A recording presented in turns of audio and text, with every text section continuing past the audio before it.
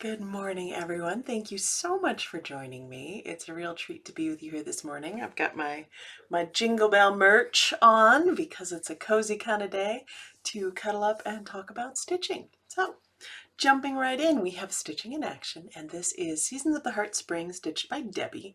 And Debbie was properly drunk with power. She said she used 4 of the suggested threads and then just went with her heart and her stash on the rest of it. So I couldn't applaud that anymore. Thank you so much, Debbie, for sharing this. I love the beautiful pink colors and I love the way it came out. And she said she used 32 count cypress from Fiber on a Whim, and just a beautiful, beautiful stitch. Thank you so much, Debbie, for sharing that with us.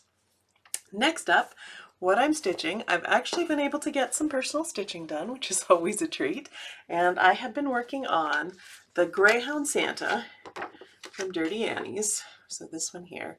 I had said earlier on that I probably wasn't going to do it as a Santa, more of a year-round piece. And so I did end up subbing in the head from my Glad Sun design, which sounds a little terrifying, but it worked. It was the right size. I just made it 1 stitch narrower. And look, I have the dogs are all done. It's having a little trouble focusing, so let's get that there. All the dogs are done, and I'm not doing the design as charted here in the skirt.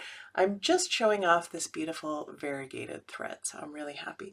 I may not get a lot of stitching time over the next couple weeks because I've got new releases getting ready and Jingle Ball kits to pack, so there's a lot going on, but if I have a few minutes, it's easy, especially when you're just doing fill-in. You don't even need the chart, you just pull it out and put in a stitch or a thread's length.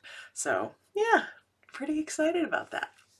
All right, Stash Spotlight. I got a new book. It's called Our Native Bees.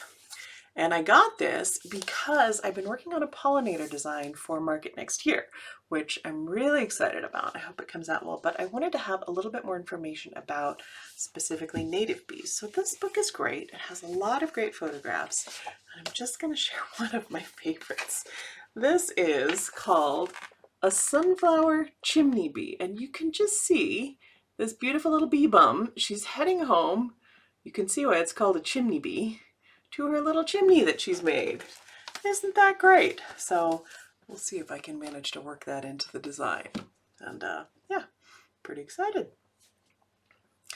For some reason my camera's having a little trouble with me at the moment. I don't know if it's looking fuzzy, but we're gonna roll with it and see what happens. Go from there. All right, World Around. This week, this video, fall. It's getting cooler, and the fall temperatures, of course, bring the beautiful fall colored leaves. So I thought I'd pick a standout in the fall colors category, certainly one that's very common here, the quaking aspen.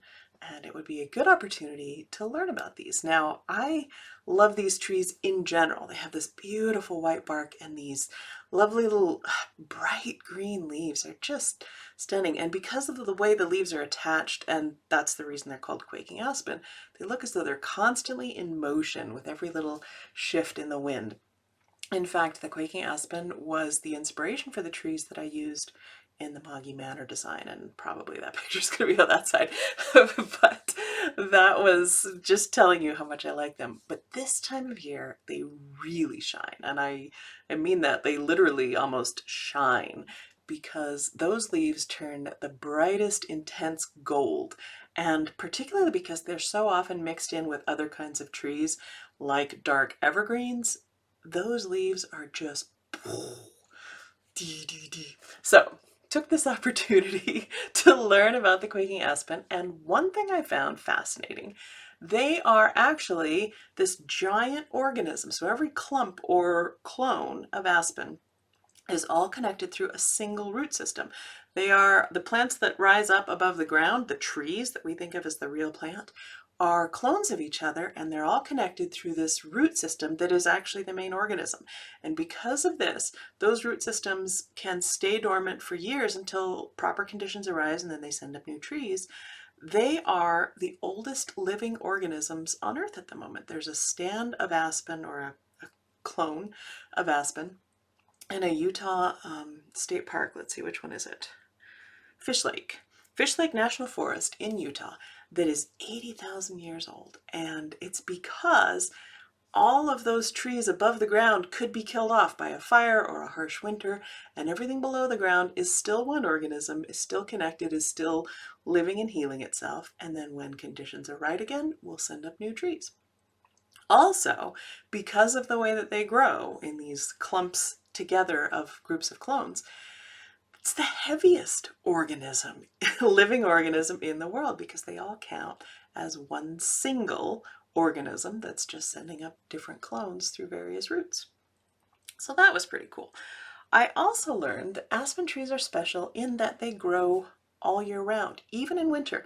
There's a thin layer of bark underneath the outer white bark that is photosynthesizing and producing sugars all winter long, no matter the temperature or the weather. As long as they have sun, they can work. And so because of that, that thin layer of sugar becomes an important food source for deer and elk during the winter. Now, young aspen are an important food source for lots of animals. Certainly animals I would have thought, like deer and elk, but also porcupine and moose and bear and quail and grouse. So yeah, pretty special plants. I'm pretty pleased about knowing those things.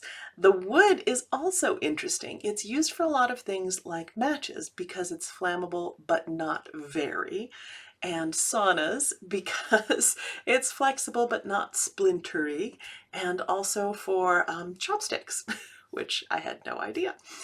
The plant also contains a chemical similar to aspirin, so it's been used in medicine. All in all, just another wonderful example of the amazing things that are to be found in the world around. So if you see the bright golden leaves happening out there, you might be looking at one little piece of a massive quaking aspen organism, and I hope you get a chance to enjoy it. All right, last video, the question was something that gives you joy, and I got lovely answers from so many of you. Thank you very much for sharing those. This week, the question is the most delicious thing you've eaten in the past week, past day, whatever. And it's been on my mind because every day, every morning, I go out and check on the garden.